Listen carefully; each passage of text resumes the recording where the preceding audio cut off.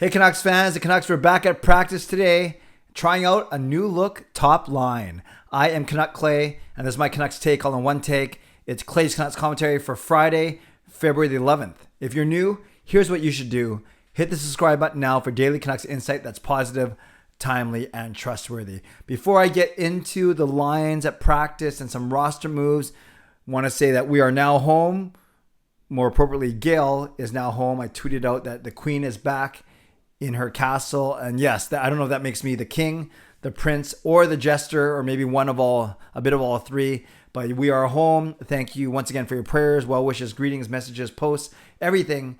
Yes, it's going to be a long road to recovery for Gail, but at least she slept in her own bed last night, and it's great to have her back. And Sean, Jacob, and Kayla all doing their best to help me as well, to the four of us all pitching in and helping out a little bit. So thanks again. Really appreciate the concern, and I appreciate you all taking the time out to ask or to respond to a tweet or whatever it may be. So thank you, and I'll keep you up to date as we go.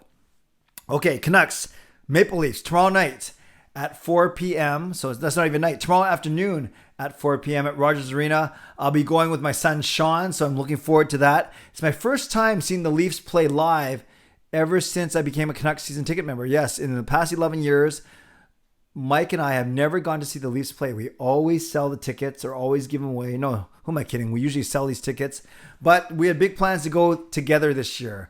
Back in December, we know that game got postponed. And now Mike can't go because he's got big Super Bowl plans, I guess, the next day. And I don't think he's allowed, or not allowed. I don't think he wants to go out both nights and leave his wife at home, young son, and dog at home. So in essence, he had to pick one of the two. So he is going to go out with buddies on Sunday. So that means he's not going to the game with me tomorrow. So that means my son Sean is a lucky benefactor or beneficiary, whatever the word is. So we will be going to see the Canucks and the Maple Leafs. And tomorrow, I think I'm going to talk in my vlog tomorrow about why there's this such this perceived disdain for the Toronto Maple Leafs, but we'll save that for tomorrow. For today, I want to talk about how the Canucks lined up at practice. So some changes all around. Up front, interesting. We have a new look first line of Horvat between Miller and Boeser, or as I like to call them, the guys who need a new contract line. We know that Brock Boeser is due for a new contract at the end of this year. The Canucks qualify him or negotiate with him, and then Horvat and Miller are UFAs at the end of next season. So Boeser, Horvat, and Miller all playing on the same line, top line, and you have JT Miller, thus big news, for the first time in a while, moving from the center to the wing. So I'm looking forward. That line has it all. A bit of speed, a bit of, they're tough to play against. They're good on the boards, not bad on defense, but not the best actually now that I look at it. But definitely a lot of offensive creativity, high hockey IQ. So that should be a great line. Again, Horvat between Miller and Boeser. If this is indeed how they line up tomorrow, but they should. Otherwise, why would you practice it?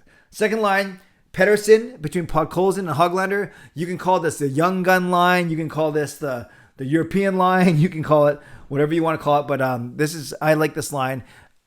Pettersson has played well between these two guys. I think Podkolzin's played well. I think Höglander's been the weakest of the three. But overall, I kind of had a thought that maybe this could be, give it a bit of time, this could be the new Lotto line, i.e. the one go-to line that Bruce Boudreau and the Canucks can have all the time in their back pocket. So again, Petey, Podkolzin, and Höglander getting together once again, and Pettersson in particular has been playing well the last few games. So let's see how they do tomorrow against Toronto.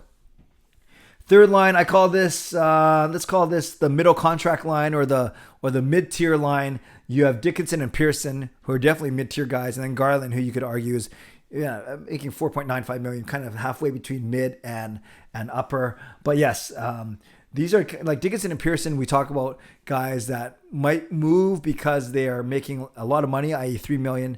Not sure if they're worth that. We can debate that all you want, but they're on the same line. Dickinson, Pearson, and Garland. So you have some size in Pearson a little bit, some offensive ability in Garland. In Dickinson, we're still trying to figure out what he's good at. But yes, that is the third line for the Canucks. And then the fourth line is our utility line of Mott, Lammikko, and not Highmore. It's, at least today, it was Chason, as Highmore still recovers from COVID. And we know that the Mott, Lammikko, Highmore line has been great.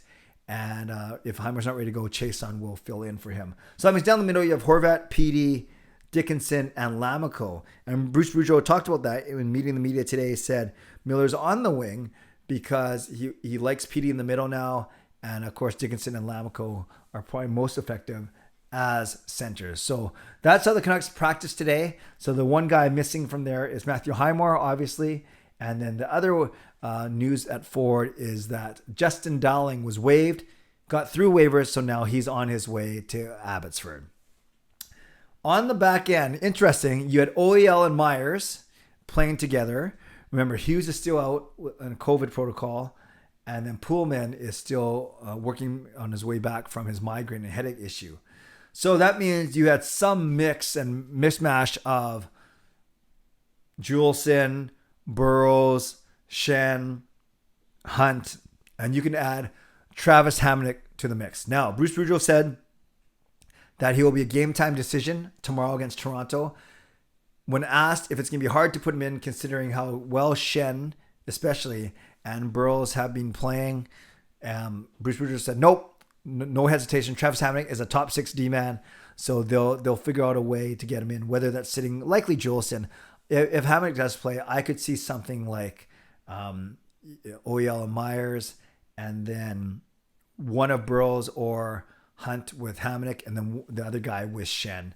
And Shen can play both sides. So, or maybe you put Shen and Hamonic together as a pretty interesting second pairing, and then you have Burrows and Hunt as the third pairing. Regardless, it looks like Hamonic could play as early as tomorrow, and to make room for him, Ashton Sautner has been placed on the taxi squad, I believe, not sent to Abbotsford. Also sent to Abbotsford as well. So Sautner is in Abbotsford, and Dowling cleared waivers. Dowling is going to Abbotsford as well. And then, of course, no surprise in that, likely going to be Thatcher Demko tomorrow. So that's how the Canucks at least practice today. And you usually play how you practice. So I'm kind of interested. Obviously, the Podkolzin, Pettersson, Hoglander line, that's not new. The Mott, Lamco, Chason line isn't new. But by putting, by putting Miller with Horvat and Boeser, that's the most intriguing combination of the four to me. Just because, like I said at the top, they have a little bit of everything. And the fact that these are the three guys who have been most linked to trade rumors, I guess you throw Garland in there only because of their contract status. So we'll see how they do tomorrow. But I'm looking forward to being at the game. But I'll check in tomorrow with a vlog tomorrow morning, early afternoon before we head out to the game. Just talking about Canucks, Leafs, and where that kind of disdain comes from. And if you want to already talk about it in the comments below, that's fine. Otherwise, you can let me know what you think of these line combinations or anything else right now, how you're feeling on this very sunny Friday. So once again, thanks for your well wishes for Gail. And thanks for supporting me on this channel. As always, leave a comment down below about anything, really, if you want to talk about how these lines look to you upon first glance. I want to give a shout out to my sponsors, Perform and Transform, personal training and weight loss. Sign up now for a free 7-day trial. Use the link in my video descriptions. And Advanced City Experts Real Estate Group. Contact Jason Lim and his team for all of your real estate needs. To legendary Lucas Gates, legendary Justin Credible, legendary Andrew Chang, hero member Nux fan number 29, Hall of Fame members Jens 95, Sim Alexander, Chris Seifert, Adam Broomfield, Shannon Hollingworth, HSM Fangirl Gaming, Smooth Groove, Funk You, and Carol Bovelander. Thanks for your support as always. And thanks to the support of all members of all levels. You are listed in my video descriptions. If you want to become a member of the CCC Crew, press the join button underneath this during my videos on the memberships tab on my YouTube channel. And as I announced last Sunday, I am retiring after 5 episodes. I'm retiring Friday Night Live. It was great. It was doing well, actually. It actually did better than my Wednesday live streams. But to honor family time and especially being present to my lovely wife, Gail, going to take a break from those Friday Night Live streams. So next live stream will be on Sunday. But I'll check with you tomorrow with a vlog. And then, of course, I might Ask Me Anything vlogs on Sunday. Okay, friends, as always, stay safe, stay healthy. No, subscribe if you'd like to. Like this video if you'd like to. Become a member or upgrade if you'd like to. Leave a comment down below if you'd like to. Stay safe, stay healthy. Take care of yourselves and take care of each other. Have a great day and a great night. God bless, and go Canucks go.